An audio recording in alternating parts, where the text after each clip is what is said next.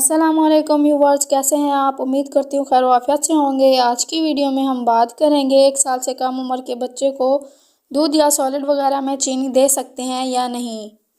अगर हम बच्चे को दूध या सॉलिड में चीनी देते हैं तो उसका बच्चे को क्या नुकसान होता है, वीडियो के लास्ट में मैं आपको बताऊंगी। अगर बच्चे को खाना टेस्ट लेस लगता है तो कितनी मिकदार में चीनी दें। वीडियो को शुरू करने से पहले आपसे रिक्वेस्ट है मेरे चैनल को सब्सक्राइब कर लें।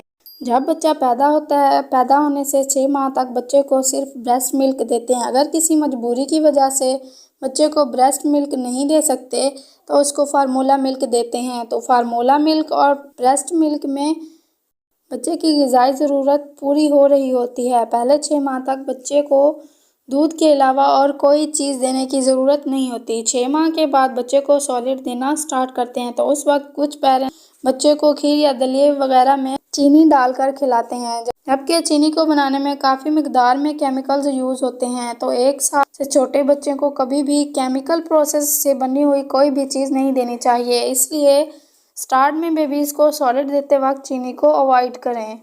बच्चे को स्टार्ट में नेचुरल स्वीटनेस वाले फ्रूट्स और चीज़ें देनी चाहिए। इससे बच्चे हेल्दी रहते हैं और बच्चे को न्यूट्रिएंट्स भी मिलेंगे। अब बात करते हैं, जो वालिदैन बच्चे को दूध में चीनी वगैरह डाल कर देते हैं तो उससे बच्चे को क्या नुकसान होता है। 2 साल से छोटे बच्चे को इंतहाई मुतवाज़न ग़िज़ा देनी चाहिए। जब बच्चा मुतवाज़न ग़िज़ा लेता है तो उसका कद भी सही से बढ़ता है और उसका वज़न भी ठीक से बढ़ता है, बिल्कुल नॉर्मल तरीके से।